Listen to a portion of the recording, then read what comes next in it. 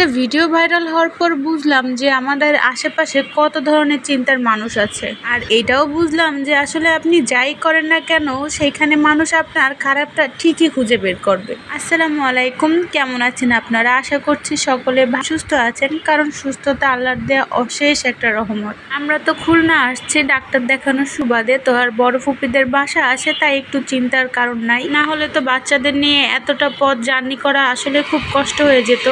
তো এখন ভিডিও ভাইরালের টপিকে একটু কথা বলি। শুনতে খারাপ লাগলেও আমাদের সমাজের একটা তিতা সত্যি কথা কি জানেন, বিয়ের পরে পড়াশোনা করা অনেকেই কিন্তু ভালো চোখে দেখে না। বাহিরের লোকের কথা কি বলবো, অনেক মেয়েদের ভাগ্যে তো এমন স্বামী শ্বশুরবাড়িও জোটে যে তারা একটুকু সাপোর্ট দেয় না যে মেয়েটা একটু সামনে আগাবে। হ্যাঁ, পড়াশোনা করলেই যে চাকরি করবে একটা মেয়ে তার কি কোনো গ্যারান্টি আছে? কিন্তু সে যদি তার সামান্য শখ থেকে ইচ্ছা থেকে সে পড়াশোনা করে, আমার মনে হয় একজন ভালো মনের মানুষ অবশ্যই তাকে সাপোর্ট করবে। আমার বিষয়টা হয়েছে কি, আপনারা তো জানেন যে আমার দুইটা ছেলে, একটার বয়স হচ্ছে প্রায় 4 বছর আর ছোটটা হচ্ছে প্রায় 1 মাসের। এখন দুই বাচ্চাকে সারাদিন সামলে সংসারের পাশাপাশি পড়াশোনাটা করা কিন্তু সত্যি অনেক কঠিন। তো তোহার দাদু বাড়ি বসে হঠাৎ করে কি মনে করে যেন একটা ভিডিও করছিলাম। তালহা হচ্ছে আমার পায়ের উপরে ছিল আর তোহাও পাশে ছিল, আর আমি বই পড়তেছিলাম। আর কোনো কারণ ছাড়াই কি মনে করার জন্য আমি ভিডিওটা আমার টিকটক অ্যাকাউন্টে শেয়ার করছিলাম। তো বলতে আমি নিজেও বুঝতে পারিনি যে ভিডিওটা এইভাবে ভাইরাল হবে, কারণ সব মেয়েরাই আসলে নিজেদের সাথে জিনিসটার তুলনা করছে। শুধু আমি কেন, অনেক মেয়েরাই কিন্তু বিয়ের পর বাচ্চা কাচ্চা নিয়ে তাদের পড়াশোনা করছে এবং এখনো করতেছে। আবার এমন অনেকেও আছে যাদের অনেক ইচ্ছা আগ্রহ থাকার পরেও সাপোর্টিভ পার্টনারের জন্য পড়াশোনা কন্টিনিউ করতে পারেনি। তো ওই ভিডিওটাতে এত কমেন্টের ভিতরে একটা দুইটা খারাপ কমেন্ট কিন্তু আছে। সেগুলো কি জানেন? বলে কি যে এইগুলো আবার ভিডিও করে টিকটকে দেওয়া লাগে।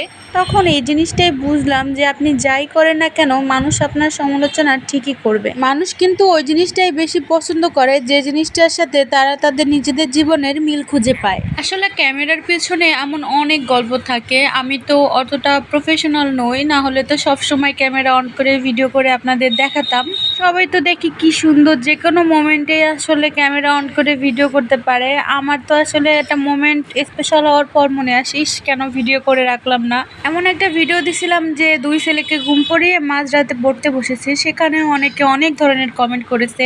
বেশিরভাগ কমেন্টই ভালো, তারপরও খারাপ কি করেছে জানেন? বলে কি যে আমাদের তো আর ছেলে পেলে নাই যে আপনাদের মতো এত রাতে ঢং দেখাতে পড়তে বসি। তাদের কথা আর কি বলবো ভাই, ছেলে তো আমারও ছিল, সে একদমই জ্বালাতন করেনি, কিন্তু আল্লাহর রহমতে এবার একজন দিছে আমাকে। মাশাল্লাহ মাশাল্লাহ, কি আর বলবো, মানে পুরাই বরিশালের একখান হইছে, জ্বালাই খাইতে পারবে। ওকে নিয়েই আসলে আমার বেশি ব্যস্ততায় দিন কাটে, কিন্তু পড়াশোনা তো মিস দেওয়া যাবে না, এজন্য ছেলেদেরকে ঘুম পাড়িয়ে প্রায় মাঝরাতেই পড়তে বসি। এখন তো দিন বড় আর রাত ছোট, সন্ধ্যায় তো হয় বলতে গেলে 8টায়, তো 12টা 1টা কি কোনো রাত হলো আপনারাই বলেন? প্রায়ভাগ দিনই আসলে আমার এই 12টা 1টার আগে ঘুমানো হয় না। এর মধ্যে তো আবার তালহা রাতে বেশ কয়েকবার ঘুম থেকে ওঠে। আমার জীবনে এখন সব থেকে বেশি যদি বলে গুরুত্বপূর্ণ কি, আমি বলবো ঘুম। সময় পেলে আমার মন চায় আমি একটু মন ভরে ঘুমাই নিতে পারতাম, কিন্তু তা তো আর হয় না। এই হচ্ছে কাহিনী। এখন ওই ভিডিওগুলো যে ভাইরাল হয়েছে, প্রত্যেকটা ভিডিও ওইভাবে যাচ্ছে, তো আমি কমেন্টগুলো দেখি আর ভাবি কি অ্যান্সার দিব।